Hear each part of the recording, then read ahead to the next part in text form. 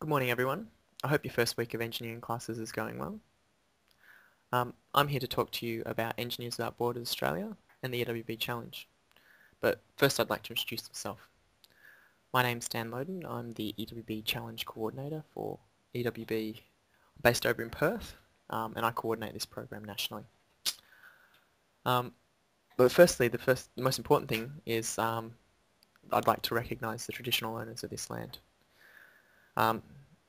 This presentation is being held on the land or country of the Noongar people, well, in this case because I'm in Perth, and I wish to acknowledge them as the traditional owners. I would like to pay my respects to the Noongar people and elders, both past and present, and the elders of other Western Australian Aboriginal communities. Depending on which state you're in, you'll have a different traditional owner, and also which location you're in too. Firstly, I'm going to tell you a little bit about the organisation, what Engineers Without Borders do, why we exist and where we operate. Then I'm going to talk a little bit about the EWB Challenge, the key design considerations, and what all the supporting resources are that are available to you. Finally, I'm going to give you some information on how you can participate in EWB further. In the world we have a global problem. Over 1 billion people have inadequate access to clean water. Over 2 billion people have inadequate access to sanitation. And over 3 billion people worldwide live on less than $2 a day. In addition, more than 7.3 million people die each year from extreme poverty.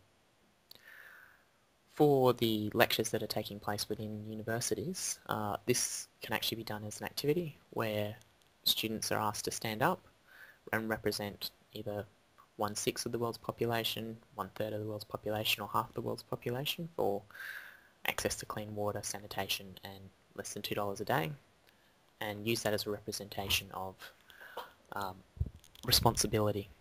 So everybody in the room has access to all these things, and that makes us very fortunate, and also requires an expectation of responsibility. The role of EWB. Engineers Without Borders was formed by engineers to enable the profession to make a positive contribution to the world's disadvantaged communities. We provide disadvantaged communities with access to technology, resource and knowledge. The partnerships that we set up provide vital links between businesses and other organisations to provide much needed resources. As an example here in the diagram you'll see, the EWB Challenge connects engineering companies, in this case BHP Billiton, with universities, such as the students here. We are also engaging with Engineers Australia around the program, getting students to undertake research into challenges facing the developing communities, engaging with the development industry, so the community partner in this case, and also looking at an opportunity for students to then work overseas when they go around to implementing their designs. Where does EWB work? EWB currently has 3 major areas of operation: Southeast Asia, South Asia and remote Australia. Within South Asia we have India, Nepal and Sri Lanka. Within Southeast Asia we work in Vietnam, Laos, Cambodia, Indonesia, East Timor and Papua New Guinea. And within Australia we work with a number of remote indigenous communities. What is the EWB Design Challenge? The EWB Challenge is an Australasian design program for first-year university students, which we coordinate and is delivered in partnership with Australasian universities. For your coursework this semester you'll be taking part in the EWB Challenge. You'll be working in teams of 4 to 6. And each year the EWB Challenge Design Brief is based on a sustainable development projects from one of EWB's list of growing past and present partners. You'll be working on inspiring and current projects focused on sustainable development issues, real projects that have a real impact. This program is open to engineering and non-engineering students in their first year of university. We work in partnership with other organisations. EWB is sponsored by BHP Billiton, the world's largest diversified natural resource company. We're also supported by other organisations including engineering professional bodies and engineering educational bodies. Why do they support this program? Because through this program you develop the skills that you need when you enter employment as graduates. What will make you stand out from the crowd is your ability to work in teams, understand design solutions that are tailored to the local social, cultural, political, environmental and economic context, and also your ability to innovate. Also, these corporations look for graduates to have strong appreciation for the impact of their decisions and actions on the broader community. The EWB Challenge integrates into existing courses, such as the course you're participating in right now. Therefore, the program has been designed to support core curriculum components relative to first-year engineering students, including the following: introduction to the engineering design process, focus on sustainability, ethical and professional practice, developing communication skills via reports and presentations, providing an introduction to team roles, teamwork and team dynamics, contributing to EWB development programs, and learning to work in a cross-cultural setting. You'll be contributing towards a real EWB development program that could impact the lives of real people. So how does this process work? Universities are requested to nominate up to 4 team submissions for external judging. Those reports are then submitted to Engineers Without Borders and is reviewed by a multidisciplinary engineering judging panel. This judging panel will include representatives from EWB, from the Cooma Traditional Owners Association, from BHP Billiton, from Engineers Australia, and also a representative from university academia. The judging panel will decide on a short list of 6 entries to be presented by the design teams during a special session of the annual EWB conference held in Melbourne each year. After these presentations, there will be an award ceremony and prizes. All students in the 6 finalist teams will receive a certificate to acknowledge their achievement in purely just in getting as far as being one of the top 6 teams. The champion teams will also be invited to participate in the Cooma Education and Implementation Program, as you'll see in the slide. During the program, students will learn about the role of engineering and community development through first-hand experience, learn more about EWB's programs, from program initiation to design, implementation, and through to review of the program. Students will get to visit the host of the EWB Challenge and contribute to the work that they do. And students will also learn about the social, environmental and engineering issues that the Cooma Nation are now facing. The EWB Challenge has now been running for in its 4th year. The 2007 EWB Challenge focused on the work of the East-West Overseas Aid Foundation at the Uluru Children's Home in southern India. 6 teams received Outstanding Achievement Awards for their projects. The RMIT team was invited to continue their involvement with EWB and the East-West Foundation beyond the EWB Challenge. The students have worked with EWB to develop their proposals for the expansion and upgrade of the rainwater harvesting system at Uluru Children's Home. They're also working with the East-West Foundation and EWB volunteers to design an aquifer recharge system. In addition to this, in 2009, 2 volunteers travelled to the Children's Home to undertake an energy audit. The energy-related reports from the EWB Challenge were used as the background reading to support these volunteers in the work that they were doing. In 2008, over 6,600 students developed design concepts to support the sustainable development of Resource Development International Cambodia, RDIC, in Kandal Province, Cambodia. The 2008 challenge focused on a range of projects including water supply and treatment, sanitation systems, waste management, energy supply, portable education, and rural infrastructure development. EWB and RDIC are currently identifying project priorities from students' conceptual designs. Projects of interest include interactive educational software that incorporates Cambodians' love of karaoke which is pictured in the slide here, and an innovative method of construction of spherical water tanks and biodigesters using plastic balloons. Discussions with RDIC are ongoing about these projects. In 2009, over 7,000 students participated in the Tonle Sap Cambodia EWB Challenge with EWB's partner organisation, Live and Learn Environmental Education. The challenge's focus was on living on the water and addressing the various issues of sanitation, food supply, transportation, energy and waste management that are specific to floating communities.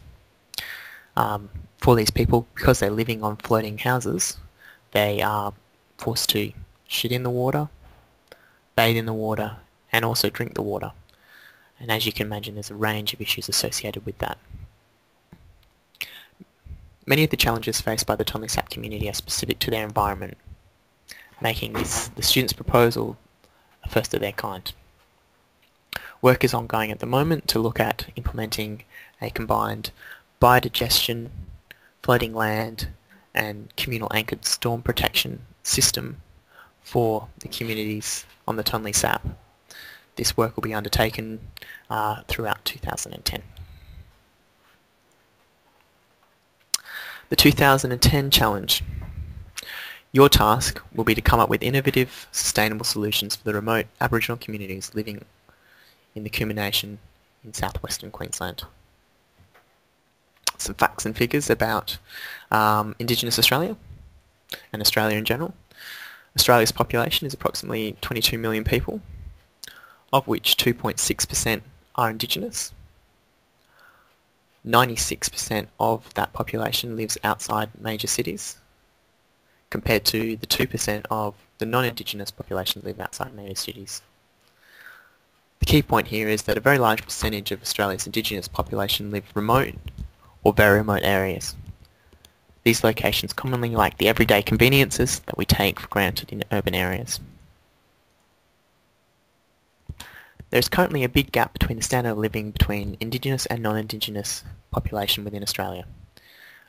This includes a life expectancy gap of 17 years, young child mortality, which is 2 to 3 times higher than the national average.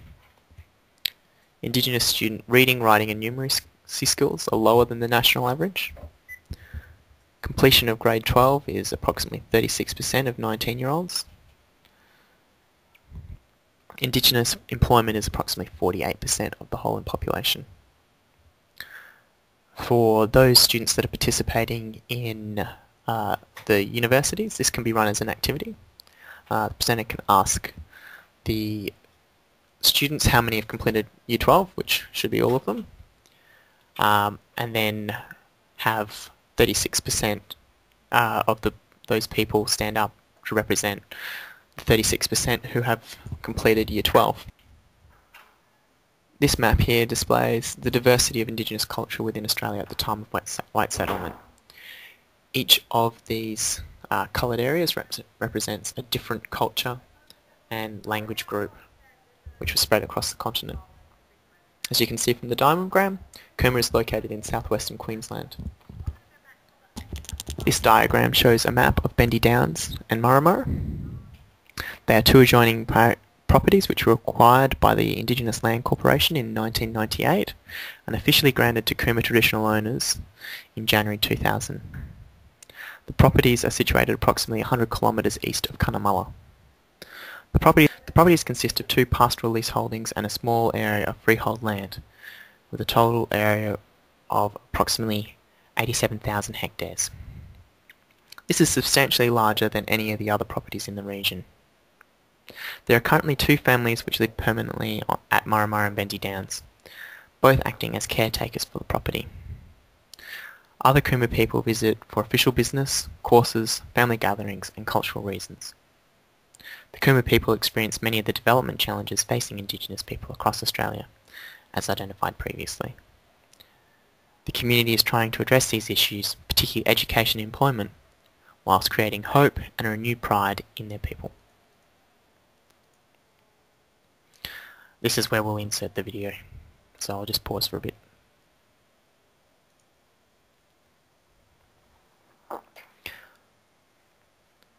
The students now have a choice of project topics. The Cooma vision is to create a regional hub for training and cultural renewal. The Bendy Down sites needs to be redeveloped to bring about this vision. A business built around ecotourism and the provision of housing for guests and the Cooma people is a central part of this concept. Cooma traditional owners would like the Bendy Down site to be redeveloped to provide overnight accommodation for up to 20 guests and 5 permanent staff. It is expected that between 50 and 100 visitors will come to the site every week, so all designs must take this capacity into consideration. All energy consumption, water consumption, food requirements and waste production can be determined from these figures based on reasonable assumptions about the average consumption per person. The students will work in teams to develop conceptual designs for one of a number of project topics. These are projects grouped around 9 themes. The first being Bendy Downs redevelopment, pictured on the left-hand side here, and building design, transportation, water supply and sanitation systems, energy, information communication and technology for educational activities, waste management, sustainable use of biodiversity, ecotourism, accommodation and education sites. Design teams may wish to address a single topic or provide an integrated design solution for 2 or more issues. Alternative projects may also be considered. We really encourage you to think outside the box and come up with innovative and new ideas, as these are the ones that are really likely to get implemented. The key design considerations that students must consider when developing their projects are that it must align with the cultural responsibilities of the Cooma traditional owners. It must set an example of sustainable land management. It needs to provide opportunities for the Cooma people. We need to redevelop the site so that they become a base of renewal, cultural exchange and education. We need to outline the method of communicating the design proposal to the elders of the community. This is actually a key step in the process because unless you get that buy-in from the community, then you're very unlikely for your project to succeed. The proposed solutions need to consider the capacity of the community to maintain the equipment and build on their existing community strengths. When developing design, you should have each of these key considerations in the back of your mind. The EWB Challenge judging criteria. There are 4 main criteria on which students will be assessed. First is the technical solution to the design problem. Criteria 2 is consideration of sustainable development in the design process. Criteria 3 is communication and teamwork. Criteria 4 is cultural consideration in the design process. Within each of these criteria there are a number of more specific judging assessment pieces that you should address. The information is provided on the EWB Challenge website in the link that's attached. For each criteria we've provided a number of lecture, tutorial and online resources to help with your understanding of these requirements. I strongly encourage you to make use of these resources as it will be great assistance in the development of your designs. Some of the resources may actually be used by your tutors in the tutorial sessions you have for this course, but you should also feel free to access these resources on your own time as well. Supporting resources for the EWB Challenge. The EWB Challenge website has been developed to facilitate information dissemination to the EWB Challenge students and universities and to streamline the 2010 registration process. The website also acts as a communication point between universities, students and EWB via the online FAQ forum. As participants in the EWB Challenge, you'll be given free membership to EWB for 1 year. During this time you'll be able to access all the resources of the EWB Challenge website, as well as the resources and discussions forums throughout our other range of communities. To join, you need to follow the links on the website for new membership and select EWB Challenge Participant, where it is indicated in membership type. Once a member, you need to join the EWB Challenge page and start exploring the background and resource sections on the website. strongly encourage you to join this forum early to make sure that you've got access. As discussed previously, with over 7,500 students participating, we've developed a process to equitably manage student queries regarding the EWB Challenge through setting up a frequently asked questions forum. The link at the top of this slide here is to that website. You may post questions on the forum related to any aspect of the EWB Challenge. EWB will manage the forum and questions will be answered by EWB volunteers who have got experience with working with the Kumba traditional owners. To post questions, please register via the links on the website. Note you need to join the EWB Challenge page to join the FAQ. Please do this early to avoid delays in the registration process. It's also very important to note that all queries regarding the EWB Challenge must be directed to either supervising academic or to EWB. It's very important that students and universities do not directly contact the Kumba traditional owners due to the number of students participating. It could get quite inundated. How to get involved with EWB? You can become a member of EWB, and as a challenge participant you'll be given free membership. You can join your local chapter. Depending on your location around the country, that will vary, but if you access the homepage and look for chapters, you'll see what chapters are in your region. You can participate in chapter events and activities that they have advertised through their website, and through those links you'll also be able to get in contact with them. If you're interested in getting vacation employment with BHP Billiton, please register interest via the EWB website. When you join as a member, you'll be given an option to select to register for BHP Billiton vacation work, so please select that link if you are interested. BHP Billiton support the EWB Challenge because they see the benefit in the work that we do in teaching students about sustainability, ethics and appropriate technology. Those skills are skills they see as key to their future graduates, and that's why they're interested in you participating in vacation work. That's everything, so I'll see if there's any questions. In addition, for presenters, there's the opportunity to do a activity here as well, where you need to get about approximately 20 people from the audience and get everybody to link hands in a circle. Once you've got everybody linked together, you get them to tangle themselves up, and then the two people that you've separated off, ask them to untangle the mess. Once they're getting close to finishing untangling it, then you need to stop the activity, get them to unlink hands and go back and form the circle again. And then the second time, get them to tangle themselves up really good.